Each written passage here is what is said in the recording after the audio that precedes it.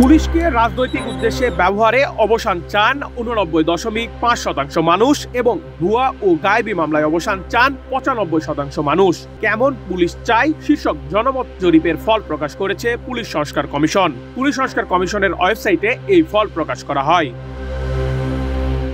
মঙ্গলবার ৩ ডিসেম্বর স্বরাষ্ট্র মন্ত্রণালয়ের জননিরাপত্তা বিভাগের অতিরিক্ত সচিব ও পুলিশ সংস্কার কমিশনের সদস্য সচিব আবু মমতাজ সাদউদ্দিন আহমেদ স্বাক্ষরিত এক বিজ্ঞপ্তির মাধ্যমে এ তথ্য জানা গেছে।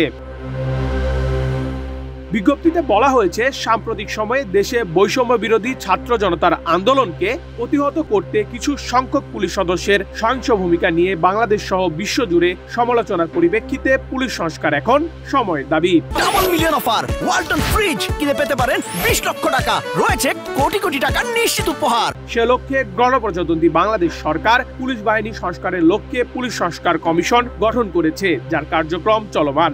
এতে আরো বলা হয়, পুলিশ সংস্কার কমিশন সর্বসাধারণের মূল্যবান মতামত জানতে কেমন পুলিশ চাই শিরোনামে জনমত জরিপ পরিচালনা করেছে।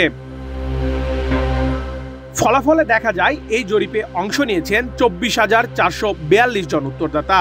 এর মধ্যে 18 থেকে 44 বছরের ব্যক্তিদের অংশগ্রহণের হার 86.6%। উত্তরদাতাদের মধ্যে চাকরিজীবী 36.4%, ছাত্র 27.2%, ব্যবসায়ী 7.6%। উত্তরদাতাদের সর্বাধিক ঢাকা জেলার বাসিন্দা, পরবর্তীতে অবস্থানে রয়েছে যথাক্রমে চট্টগ্রাম ও কুমিল্লা জেলার বাসিন্দারা।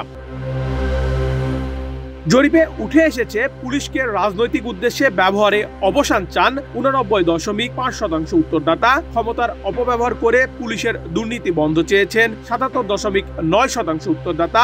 এছাড়া গুম ও বিচার বহির্ভূত হত্যাকাণ্ডে জড়িত মানবাধিকারের চরম লঙ্ঘন বিবেচনায় অপরাধী পুলিশকে শাস্তির আওতায় আনার পক্ষে মত দিয়েছেন 74.9% উত্তরদাতা। ভুয়া এবং গায়েবী মামলার অবসান চেয়েছেন 95% উত্তরদাতা।